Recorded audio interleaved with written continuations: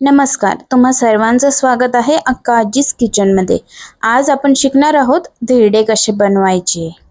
सर्वात आधी आपण घेणार आहोत 6 माप ज्वारीचं पीठ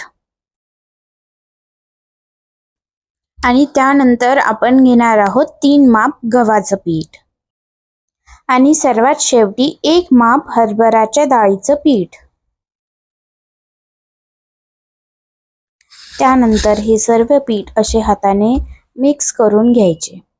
धिरड्याला चव येण्यासाठी इथं आपण लसूण घेणार आहोत, जिरं आणि स्वादानुसार मीठ घेणार आहोत आणि हे नीट कुटून घेणार आहोत। आणि हे कुटलेलं मिश्रण आता आपल्याला पिठामध्ये मिक्स करायचं आहे। आता आपण पिठामध्ये थोडं थोडं पाणी घालत गाठी फोडत फोडत हे पीठ कालून घेणार आहोत। तुम्ही पाहू शकता मी कशी करत आहे इथे। मिश्रणला जास्त पातळही नाही आणि जास्त घट्टही नाही ठेवायचं।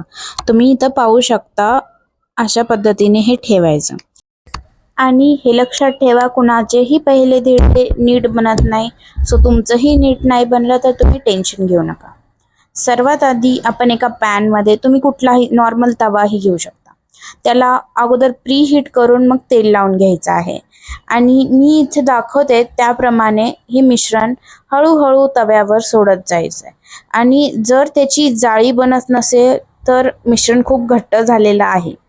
त्यामध्ये पाणी घालून त्याला पातळ करावे आणि त्यानंतर मग धिरडे बनवावे, तर मग हे धिरडे असे सुंदरपैकी जाळीदार बनतील। पीठ टाकून झाल्यानंतर त्याला 2 मिनिटं ठेवायचे। त्याच्यानंतर हा कलर तुम्हाला चेंज झालेला दिसेल। जेव्हा असा कलर चेंज होईल त्यानंतर तुम्हाला वरतून थोडेसे तेल लावून त्याला पलटी मारून घ्यायची आहे। धिरड्याचं पीठ चिकट असल्यामुळे ते लवकर निघत नाही, त्याला साईडने उलटण्याने हळूहळू काढायचे, नाहीतर त्या धिरड्याचे तुकडे होतील। तेल लावल्यामुळे ते चिटकणार नाही दुसऱ्या बाजूनी आणि त्याला दुसऱ्या बाजूनीही नीट भाजून घ्यायचे आहे।